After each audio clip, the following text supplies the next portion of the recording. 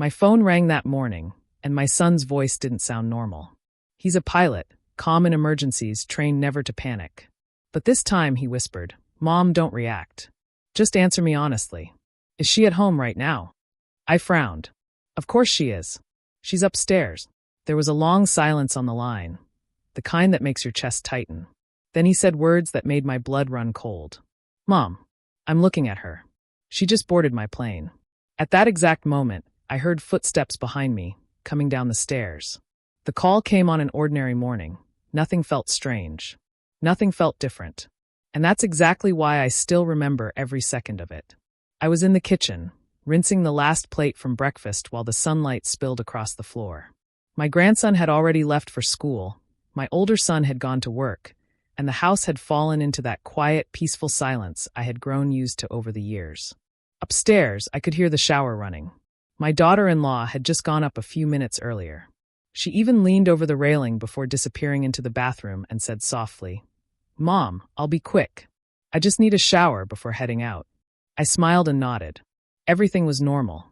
Then the phone rang. It was the landline, the one only family ever used. I wiped my hands quickly and picked it up. "Hello, Mom." It was my younger son. And the moment I heard his voice, I knew something was wrong. He's a pilot. Calm. Controlled. Even in emergencies, his tone never shakes. But that morning, there was tension in it. "Mom, are you busy?" he asked. "No, honey. Just cleaning up. Are you okay? Aren't you flying today?" "I am," he replied. "I'm at the airport right now. We're about to board." His voice drifted, like his mind was somewhere else. Then he said quietly, "Mom, I need you to answer something honestly." I frowned, confused. "What is it?" A pause. A long one. "So, is she home right now?" I didn't even think about it. "Of course she is," I said. "She's upstairs. She just went to take a shower." Silence. Not normal silence. The kind that presses against your chest. "Mom," he whispered. "Yes. That's impossible." A chill ran through me. "What do you mean?" His voice dropped lower. "I have her passport in my hand." My heart skipped. "What?" "I found it near the boarding gate. I opened it to check whose it was." Another pause. "And it's hers." I laughed nervously. "You must be mistaken. She's literally upstairs. I just spoke to her." He didn't laugh. Didn't respond. Then he said something that made my hands start shaking. "Mom, I just walked into the cabin to confirm." My throat went dry. "And I'm looking at her right now." My mind went blank. "She's sitting in first class," he continued slowly, "next to a man.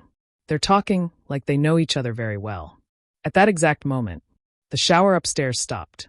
The pipes groaned softly. And then, footsteps. Slow. Coming down the hallway.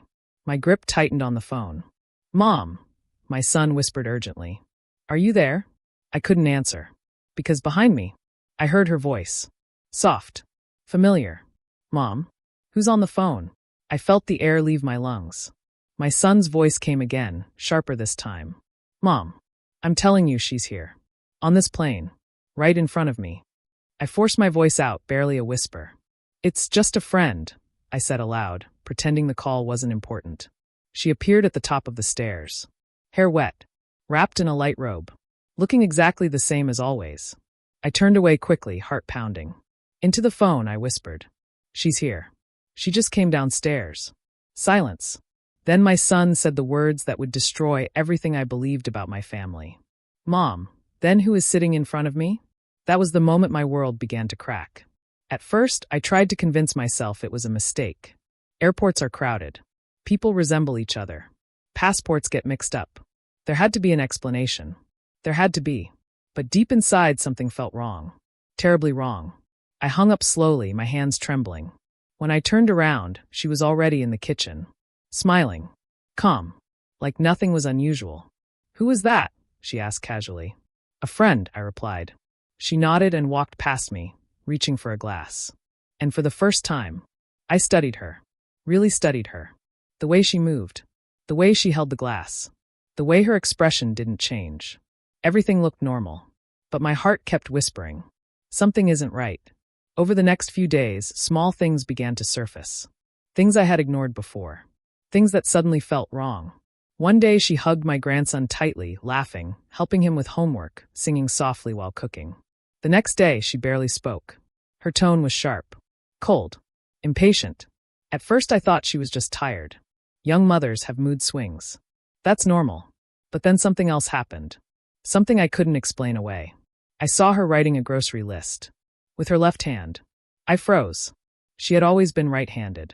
Always. I even remembered teasing her about her neat handwriting years ago. But now, her letters looked awkward. Forced.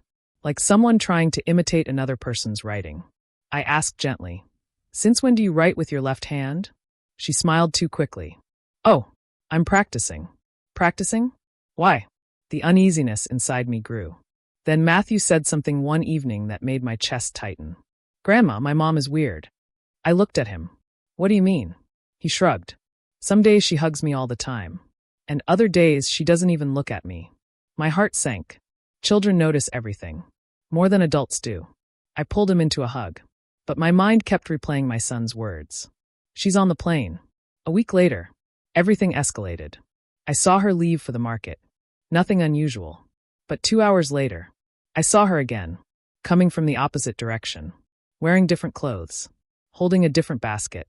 And when she noticed me watching, she froze. Just for a second. Then smiled. That forced smile. That moment changed everything. Because for the first time, I felt fear. Not confusion. Not doubt. Fear. That night, I couldn't sleep. I kept replaying every detail in my head. The phone call. The handwriting. The mood changes. The clothes. The way she sometimes felt like a stranger. And then a terrifying thought formed in my mind. One I didn't want to believe. What if there wasn't just one of her? The next morning, I made a decision that would uncover the truth. And destroy our family forever. I was going to follow her. And find out where she really went when she left the house. The next morning, I woke up before everyone else. Not because I had to, but because I couldn't stop thinking.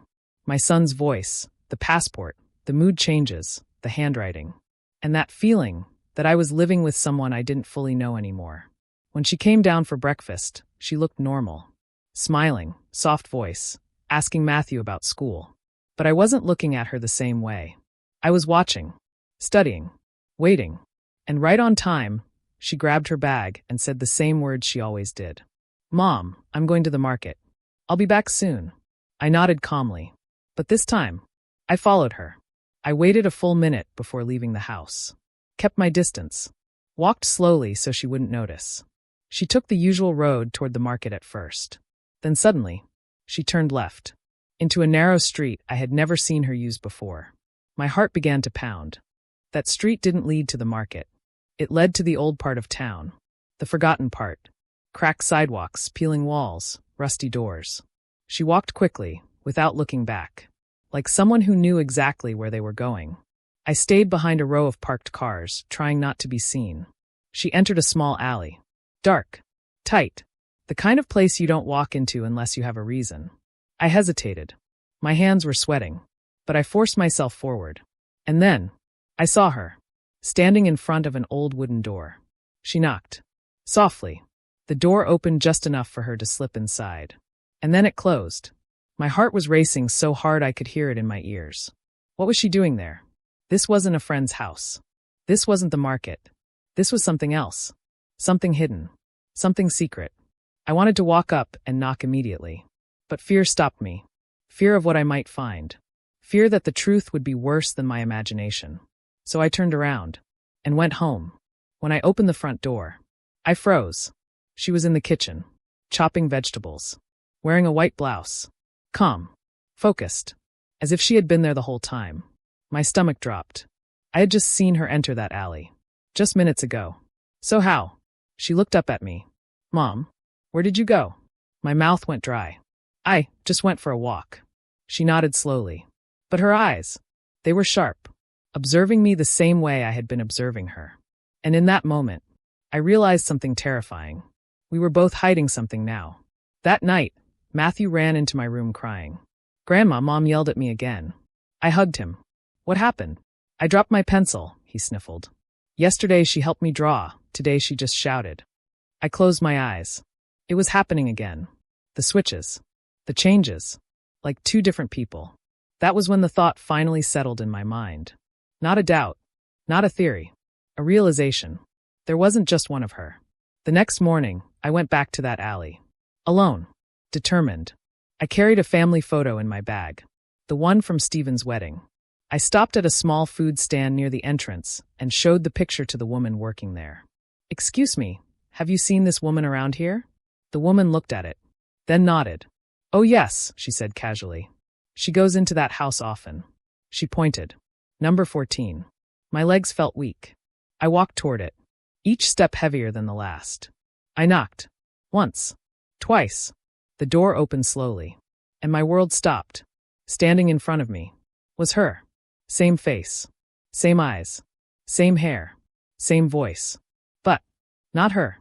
This woman looked frightened. Her hands were shaking. Her clothes were worn. Her eyes were tired. I whispered, barely breathing. "Araceli?" She stepped back and tried to shut the door.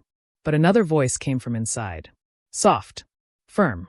"Isadora, don't hide anymore." A young woman stepped forward. Calm. Composed. Looking straight at me. "Please come in, Mrs. Brooks," she said gently. "It's time you knew the truth." I walked into the small house. The air smelled like medicine. The walls were cracked. An old man lay coughing on a bed in the corner. The woman who looked like my daughter-in-law stood silently, head down, tears forming in her eyes. I'm sorry," she whispered.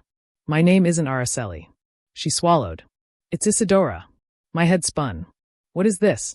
I asked, my voice shaking. "Why do you look exactly like her?"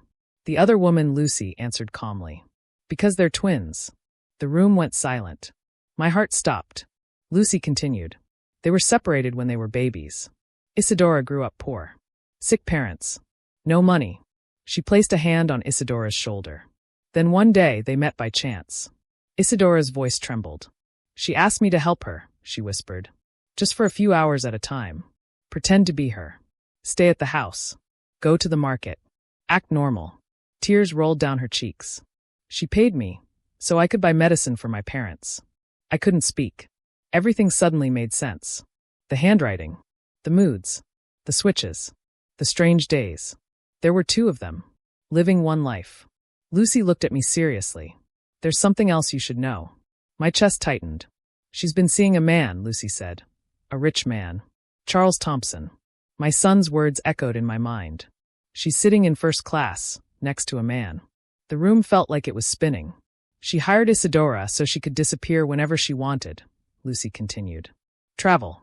Meet him. Live another life." Isadora sobbed. "I didn't know. I didn't know she was hurting your family.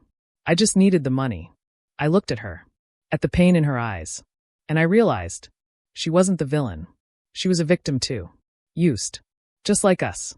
I left that house in a daze. The sun outside felt harsh. Cold. Unforgiving. Everything I believed about my family was built on a lie. But one question remained. Why? Why would she do this? What was she running toward? And what was she running away from? That night, I called my pilot son. "I need you to come home," I said firmly. "What happened, Mom?" My voice shook. "Bring her travel records." Silence. Then, "I'll be there tomorrow." Because tomorrow night, the truth would come out. And nothing would ever be the same again. The next evening, I prepared the biggest dinner our house had seen in years. Not because we were celebrating, but because I knew this would be the night everything broke. I cooked Stephen's favorite roasted fish, Matthew's favorite rice. Even the dessert my late husband used to love. The table was set, candles lit, plates perfectly arranged. From the outside, it looked like a family gathering. Inside, it felt like a storm waiting to explode. Stephen came home first. He loosened his tie and smiled, surprised. "What's all this, Mom?" "Just wanted us to eat together," I replied gently. Matthew ran in after him, laughing, showing off a drawing from school. For a moment, I almost forgot everything. Almost. Then she walked in. Calm, beautiful, perfectly composed. "Something smells good," she said, smiling. Her eyes scanned the table. Then they landed on me. And I saw it. Nervousness. Just for a second. But it was there. We sat down. Dinner began. Normal conversation. Work, school, weather. Everyone trying to act like everything was fine. But under the table, my hands were shaking. because I knew what was coming. And then, the door opened. My younger son walked in. Behind him was Isadora. The room went silent. Matthew looked from one woman to the other, confused. Grandma, why are there two moms? Stephen's spoon dropped. Araceli stood up so fast her chair nearly fell. What is this? She snapped. I stood slowly, my voice trembling, but firm. Sit down. She didn't. I said, sit down, Araceli. Something in my tone made her pause. Then slowly she sat. The tension in the room was suffocating. I took a deep breath and began. It started with a phone call, I said. I told them everything. The airport, the passport, the flight, the mood changes, the handwriting, following her, the alley, Isadora, the truth. Each word felt like breaking glass. Stephen's face went pale. Matthew clung to my arm. And Araceli, her expression hardened. When I finished, I looked straight at her. Tell them, I said. Tell your husband the truth. She laughed. Cold. Sharp. This is ridiculous. My younger son stepped forward and placed documents on the table. Her travel records. Passport stamps. Dates. Flights. You were in France last week, he said quietly. While you were at home. Silence. Heavy. Crushing. Stephen turned to his wife. Is it true?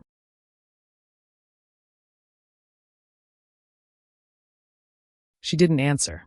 Matthew whispered softly, tears in his eyes. Mom? That was the moment something snapped. Araceli slammed her hand on the table. Yes, she shouted. The room froze. Yes, it's true, she yelled again. I did it. I hired her. I needed a way out. Stephen stared at her, broken. A way out of what? This, she shouted, gesturing around the house. This boring life. This routine. This pretending everything is perfect. Her eyes burned with anger. I met someone who could give me more. More money. More freedom. More life. Matthew began crying. Stephen's voice cracked. So we weren't enough? She hesitated. For just a second. Then said the words that shattered everything. No. The silence that followed was unbearable. Matthew sobbed into my chest. Stephen stood frozen. And Araceli didn't look back. She grabbed her bag and walked toward the door. Isadora stepped forward, tears streaming down her face. Sister, you didn't have to hurt them. Araceli paused, but didn't turn around. Then she walked out, and the door slammed shut behind her. That sound marked the end of our family as we knew it. No shouting, no chasing, no dramatic scene. Just silence. Heavy, painful, permanent. Stephen sat down slowly, staring at the table. Matthew kept crying, and for the first time in years, I didn't know how to fix things. The days after felt empty, like the house had lost its soul. Stephen barely spoke. Matthew stopped laughing. Even the walls felt quiet. A week later, the divorce papers were signed. She didn't ask for custody, didn't call, didn't look back. She just left with the man she chose over her own family. And that should have been the end. But it wasn't, because something unexpected happened. Isadora stayed. At first, just to help. She brought food, sat with Matthew, helped him with homework, listened to Stephen when he couldn't sleep. Slowly, the house began to feel alive again. Matthew started smiling. Stephen started talking. And for the first time since everything broke, I saw hope. One evening, I walked into the living room. Stephen and Isadora were sitting together. Matthew asleep beside them. Stephen looked up at me, nervous, holding something in his hand. A ring. He stood, walked toward Isadora, and knelt. I don't want to live in the shadow of what we lost, he said quietly. I want to build something real with someone who stayed. Isadora's hands trembled. Would you become part of this family? Not as a replacement, but as yourself. Tears streamed down her face. She looked at me. I nodded gently, and she whispered, yes. The house didn't heal overnight.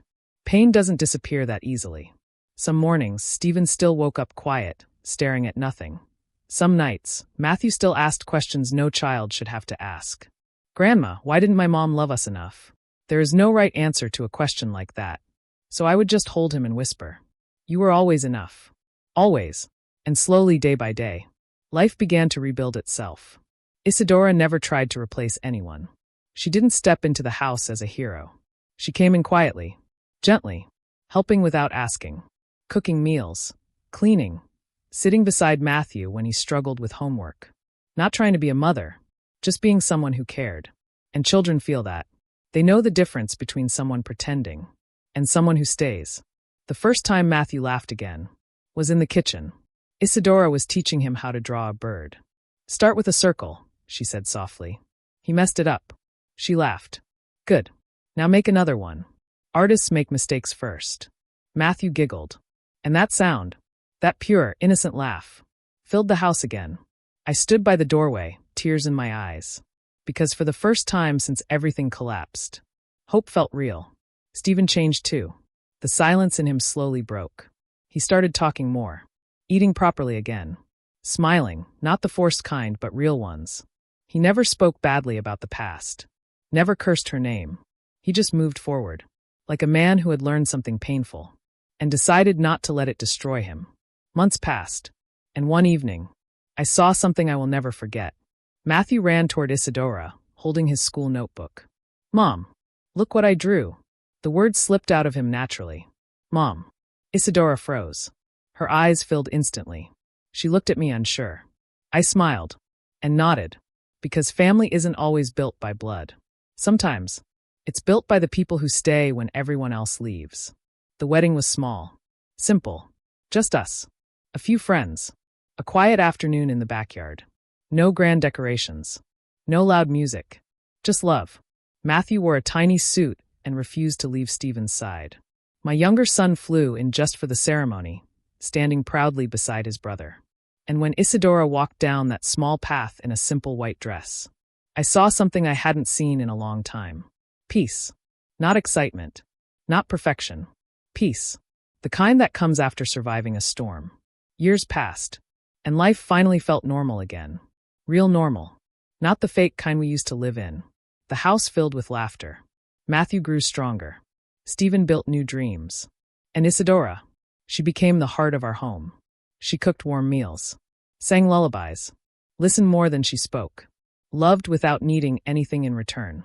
Every night, before sleeping, she would sit beside Stephen while he worked, placing a cup of tea near him quietly. Small things, but those are the things that build real families.